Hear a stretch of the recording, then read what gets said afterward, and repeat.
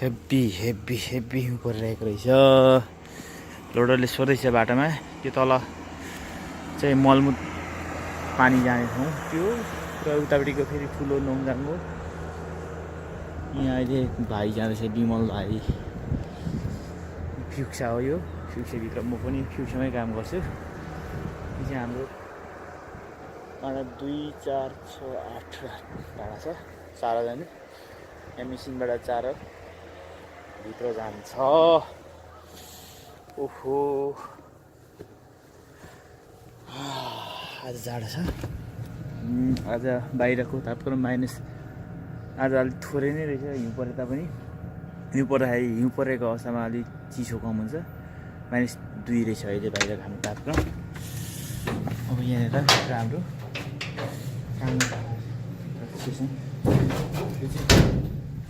फोक्टो भन्छ यसलाई, प्यासेज हो यो। यहाँदेखि चाहिँ अब परसम्म देखिन्छ है, धेरै लामो ठाउँ छ, परसम्म देखिन्छ।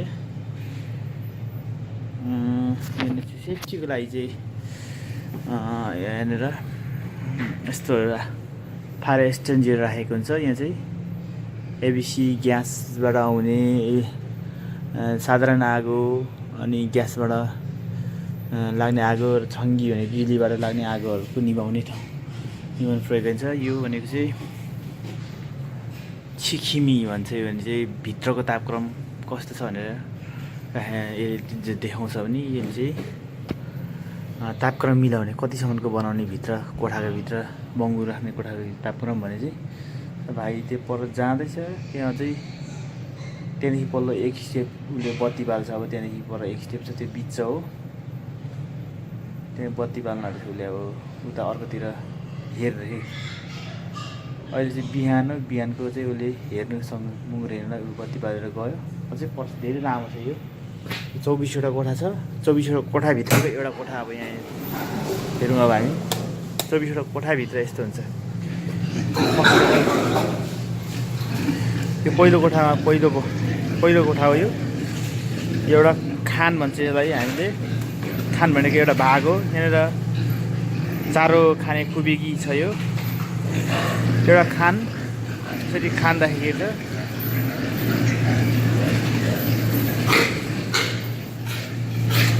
कोठाभित्र पनि भाग हुन्छ, त्यो भागलाई चाहिँ खान भन्छ। त्यो अहिले चाहिँ यहाँनिर अलिक सानो कोठा भएको कारणले गर्दा यसमा चाहिँ एक भागमा चाहिँ 42वटा बङ्गु राखेको छ। यहाँ 42, त्यहाँ 42, त्यहाँ 42 गरेर चाहिँ जम्मी 250 एराउन्डको बङ्गुरहरू यहाँ एउटा कोठामा छ। यो चाहिँ अलिक सानो कोठा भएर हो। यस्तो हामी अलि अगाडि चाहिँ फेरि अब 52को दरले राख्छ एउटा खान बराबर। यहाँ चाहिँ 42वटाको दरले राखेको छ। त्यो चाहिँ अटोमेटिक चारो झरिसकेपछि उनीहरूले खाने ठाउँ यो पानी दिने झर्छ। यो चाहिँ बङ्गुरहरू चाहिँ अब धेरै भएको कारणले गर्दाखेरि चाहिँ टोकाटोक गर्छ, पुच्छरहरू टोक्ने त्यस्तो सम्भावना हुन्छ। त्यो पुच्छर टोक्यो भने बङ्गुर मर्छ इन्फेक्सन भएर। त्यही भएर चाहिँ त्योबाट बच्नको लागि चाहिँ उनीहरू चाहिँ खेल्नको लागि यहाँनिर यो फलामको उयो राखेपछि उनीहरू त्यहीँ टोक्छ, किनेर खेल्छ, अब पुच्छरहरू टोक्दैन। त्यसको सेफ्टीको लागि हो त्यो यसरी बनाइएको हुन्छ। यो भनेको चाहिँ फ्यान हो। यो बाहिरको यहाँको तापक्रम चाहिँ बाहिर फाल्ने हावाहरू अथवा यहाँको उयो भने त्यो चाहिँ गर्मीमा चाहिँ यो सबै फ्यान चल्छ, किनभने यहाँको तातो हावा फाल्नुपर्छ।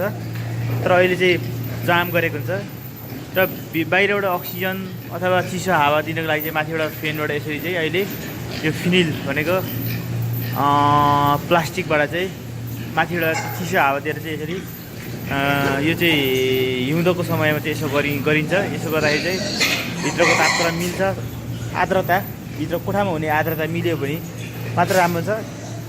तातो मात्रै बनायो भने चाहिँ अब सुक्खा ड्राई हुन्छ।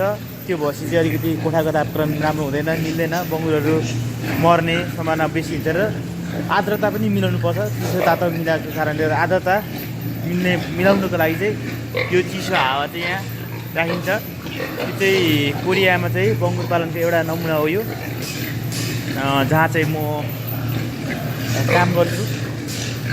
चाहिँ फ्युक्सा भन्छ, फ्युक्सा भनेको ठुलो बङ्गुर राख्ने कोठाको एउटा झलक हो यो। हवस् त, धन्यवाद।